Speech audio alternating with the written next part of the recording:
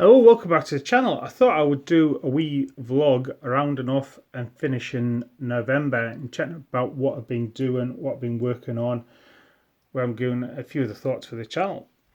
So sadly, because I live on the west coast of Scotland, it's rainy, so the lighting's not, I can't really record in the conservatory at the moment because it's raining and the lighting's not great. But here is some of the cavalry I've been doing. I've actually got a couple of videos talking about how I've painted these fellas coming up. So Scots Greys, Cuirassiers, Carbineers. I've really enjoyed painting heavy cavalry. I've always liked heavy cavalry. Something I don't actually have a lot of in 28mm as well. So finished French Dragoons.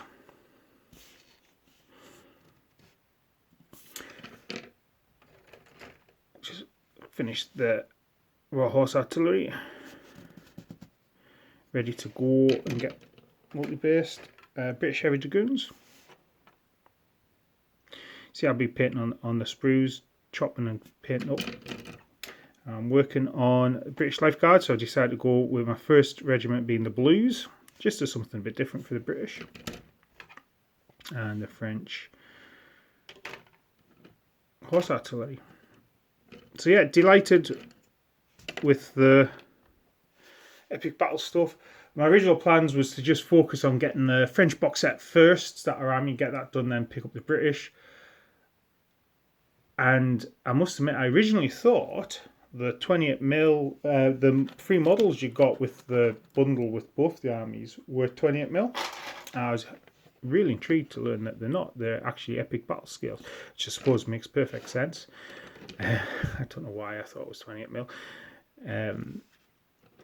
So I'm probably going to get both of them to kickstart because I really like those models. The sprues models, get them painted up. The other thing I'm really enjoying at the moment is there's some really good content coming out for epic battles. You know what, the names of the videos have slipped me.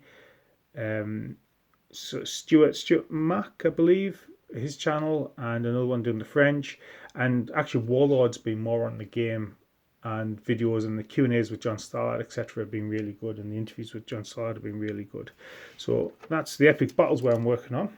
But it's not just been epic battles Waterloo. So it spurred me to crack on and get working on the epic battles Mechs of War. I already have lots painted, trying to get Antietam done. I'm going for a much more simpler colour scheme at the moment, throwing down some brown trousers, grey tunics. I'll do the rifles, do the weapon, bit of black for hats, etc. Do the blanket rolls. Quite a quick and simple paint scheme I'm going for with the contrasts. Get them blown up. So I've got those, but I'm also working on cavalry, Confederate cavalry. These are Callistra metal cavalry. And I've got horse holders and dismounted troops as well. So yeah, I've got about 20 strips and some cut off sprues from the Mechs of War to paint up. So doing those as well. And finally, another thing which I wasn't really expecting fell into my lap, and these are bolt action North Korea. And Korea kind of left fielded me, and I've got about 70 of North Koreans in this uniform, and then I've been using Soviets, but just using the kind of more wintry stuff. So I've got another platoon of kind of winter Soviet equipment, and they'll kind of going to represent like a Chinese force, I think. So Korea came out of nowhere. I read a review of the Bot Action Korea book, and so I was intrigued by Korea, and I never knew much about Korea. My granddad was a senior sergeant in the Durham Light Infantry. He had active service in the Indonesian confrontation, I believe it was called. And when he was talking about that, he talked about the disappointment of the troops coming back and feeling they didn't get the recognition that they deserved based on the fact it was a conflict that the guys coming back from Korea got. Now, Korea was a brutal, brutal war. And the Glorious Gloucesters, a famous British regiment, fought in Korea, and it was just brutal. And I know the Korean troops coming back home felt they didn't get the recognition that the troops that fought in Korea didn't get the recognition that the guys from World War II got. So that got me realizing that I hadn't known enough about the Korean War. I kind of knew it in broad brushstrokes. So I got the Bolt Action book as a good guide to start my reading. Really enjoyed it, and then realised I've got a winter American army from World War II and a US Marine Corps army. So I only need to add a couple of wee things to them. And I have half the Korean force. So yeah, a North Korean force jumped into my lap. So they talk about having like a mustard uniform. So that's my base.